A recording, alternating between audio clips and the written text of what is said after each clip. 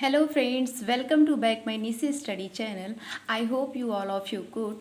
तो आज हम लेकर आए हैं आपके लिए नई टॉपिक जिसका नाम है कैटालिस्ट। कैटालिसिस। कैटालिसिस मीन्स होता है उत्प्रेरण। Catalysis means उत्प्रेरण। तो आज की जो हमारी टॉपिक है वो है कैटालिसिस के बारे में। तो आज हम लोग कैटालिसिस के बारे में जानेंगे। कैटालिसिस कहाँ से आया और इसको किसने बताया था। तो फर्स्ट ऑफ ऑल हम कैटालिसिस के बारे में जान लेते हैं। कैटालिसिस का जो ग्रीक वर्ड है काटा meaning down and line means लूजन। काटा मीनिंग डाउन और लाइन मीन्स लूजन। डाउन लूजन मतलब जो अभिक्रिया की दर को बढ़ा दे उसे हम लोग क्या बोलते हैं, उत्प्रेरण बोलते हैं। इसको किसने बताया था? तो बर्जीलियस ने इसे 1835 ईस्वी में प्रपोज किया था। तो इस प्रकार से हम जानते हैं कि हमारे पास कोई भी रासायनिक अभिक्रिया है, जैसे हमारे पास कोई भी रासायनिक अभिक्रिया है तो अभिकारक की सांद्रता, ताप इन सब पर निर्भर करती है। लेकिन अगर हम कोई बाह्य पदार्थ लेते हैं और उसकी उपस्थिति में जो हमारी रासायनिक अभिक्रिया है, अगर उसके हम गुणों का अध्ययन करेंगे, ऐसा बर्जीलियस ने बताया था कि बाह्य पदार्थ की उपस्थिति में अगर हम लोग रासायनिक अभिक्रिया के गुण का अध्ययन कर रहे हैं तो हम क्या देखते हैं कि जो रासायनिक अभिक्रिया की गति है वो बढ़ जाती है, लेकिन उसके मास में और उसके संरचना में कोई भी चेंजेस नहीं आती है। तो बर्जीलियस ने ही इस प्रकार की घटना को बताया था कि कैटालिसिस नाम दिया, तो उन्होंने बताया इसका जो नाम है वो कैटालिसिस। हालांकि कैटालिस्ट भी बोलते हैं। कैटालिस्ट का मतलब उत्प्रेरक। जो गति को बढ़ा रहा है उस पदार्थ को हम लोग बोलेंगे उत्प्रेरक, और ये जो पूरी अभिक्रिया है उसे बोलेंगे हम लोग कैटालिसिस। अब हम लोग जानते हैं क्लासिफिकेशन के बारे में कि हमारा क्लासिफिकेशन उत्प्रेरक को किस प्रकार से कर सकते हैं। तो हमारा जो क्लासिफिकेशन वो पहला तो है फिजिकल स्टेट के आधार पर रिएक्टेंट और कैटालिस्ट। रिएक्टेंट एंड कैटालिस्ट, इन दोनों के फिजिकल स्टेट के आधार पर अगर हम लोग देखेंगे तो दो होता है। एक होता है होमोजीनियस कैटालिसिस और एक होता है हेट्रोजीनियस कैटालिसिस।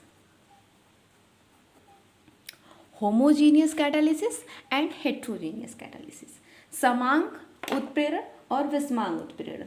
समांग उत्प्रेरण में क्या होता है, ऐसा उत्प्रेरण मतलब ऐसी हमारा अभिक्रिया जिसमें उत्प्रेरक और अभिकारक दोनों की जो फेजेस है वो क्या हो, इक्वल हो। दोनों का फेज क्या हो, 1 आ जाए या फिर इक्वल आ जाए, तो उसे हम क्या बोलेंगे, होमोजीनियस।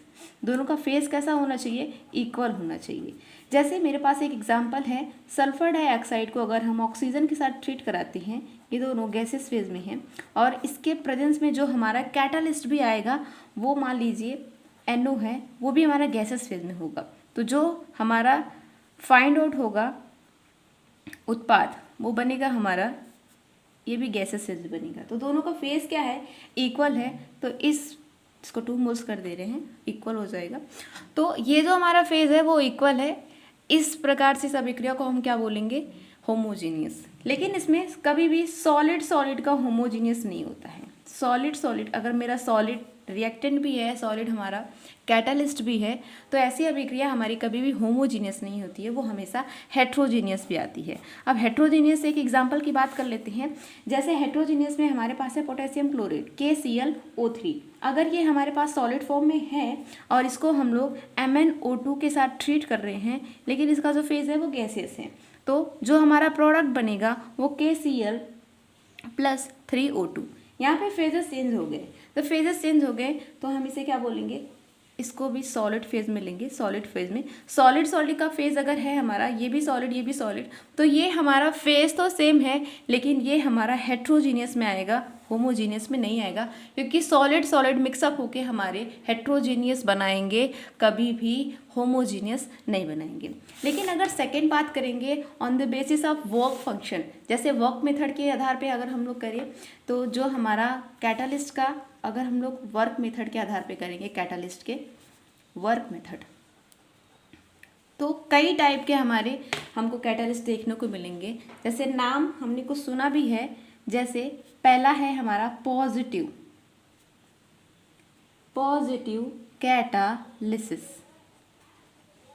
पॉजिटिव कैटालिसिस, धनात्मक उत्प्रेरण। धनात्मक उत्प्रेरण में क्या होता है, ऐसा हमारा रासायनिक अभिक्रिया हो जब हम कोई बाह्य पदार्थ लेंगे जिसकी उपस्थिति में हम लोग रासायनिक अभिक्रिया करा रहे हैं, तो क्या करेगा, रासायनिक अभिक्रिया की गति को बढ़ा देगा।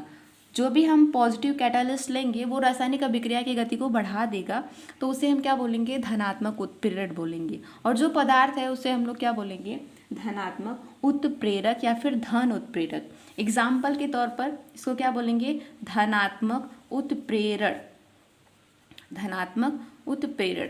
जैसे एग्जाम्पल के तौर पर अगर हम देखें इसका कि धनात्मक उत्प्रेरण क्या है, सपोज जैसे मेरे पास जिंक है और सल्फ्यूरिक एसिड है, अगर इन दोनों का हम लोग मिक्सअप करा रहे हैं, इन दोनों को हम लोग रासायनिक अभिक्रिया करा रहे हैं, but in the presence of copper sulphate, तो कॉपर सल्फेट क्या करेगा, इन दोनों की रासायनिक अभिक्रिया की गति को क्या करेगा, बढ़ा देगा।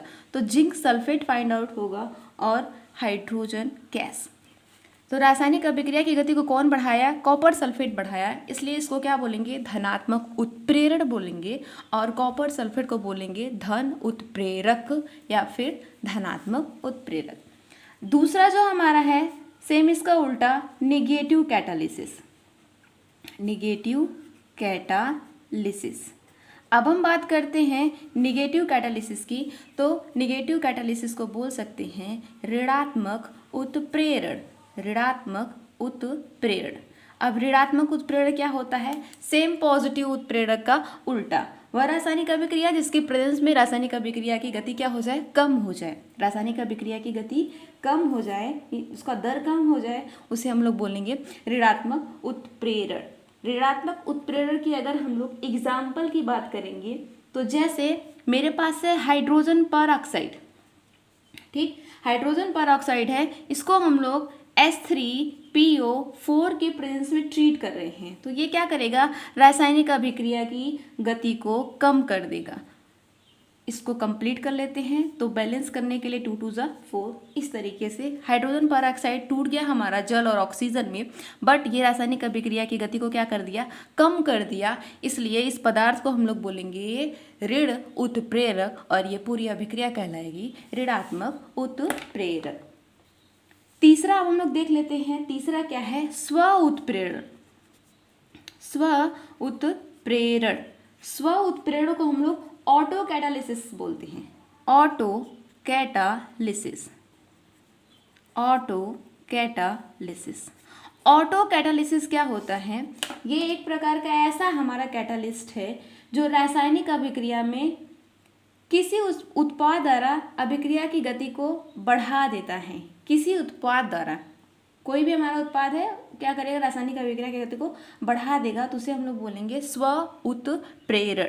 खुद से उत्प्रेरित हो जाए, स्व का मतलब खुद से उत्प्रेरित हो जाए।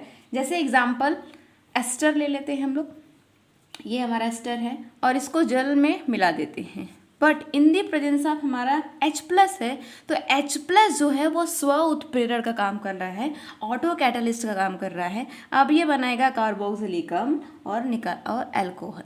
इस तरीके से सिर्फ H+ की उपस्थिति में ये अभिक्रिया हो जा रही है, उत्पाद की गति को बढ़ा दे रहा है, इसलिए इसको हम लोग क्या बोलेंगे, स्व उत्प्रेरण बोलेंगे। ये हमारा क्या है, स्व उत्प्रेरण।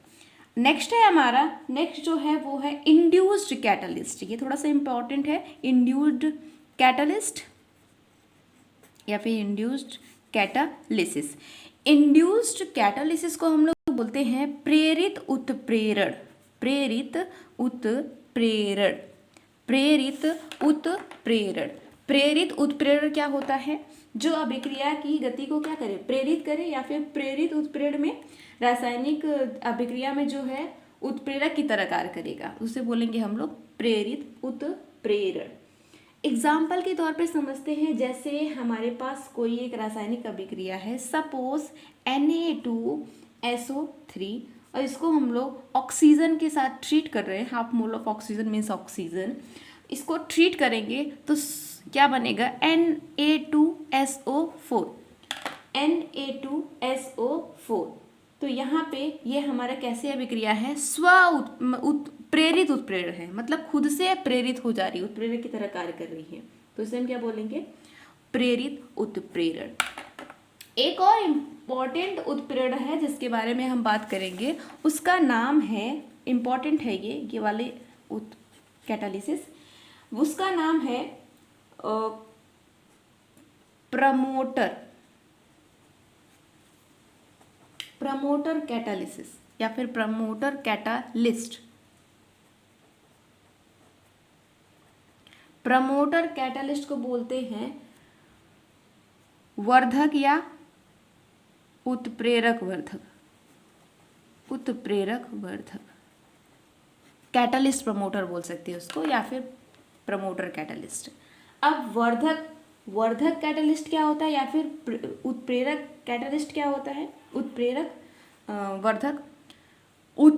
वर्धक वे पदार्थ जो स्वतः उत्प्रेरक की तरह कार्य करते हैं, मतलब ऐसा कोई हमारा पदार्थ हो जो खुद उत्प्रेरक की तरह, कैटालिस्ट की तरह कार्य करे, उसे हम लोग क्या बोलेंगे, उत्प्रेरक वर्धक। लेकिन वो हमारा कैटालिस्ट नहीं होता है, लेकिन कार्य किसकी तरह करता है, कैटालिस्ट की तरह कार्य करता है, तो उसे हम लोग बोलेंगे उत्प्रेरक वर्धक। जैसे हमारे पास एक हैबर प्रक्रम प्रोसेस है, हैबर प्रक्रम प्रोसेस, यहाँ पे N2 3S2, इसको हम लोग ट्रीट कर रहे हैं रिवर्सिबल रिएक्शन के साथ इन दी प्रेजेंस ऑफ आयरन चूर, इसकी उपस्थिति में हम लोग ट्रीट कर रहे हैं, तो हमारा अमोनिया बनता है, सबको पता है हैबर प्रक्रम में अमोनिया बनता है।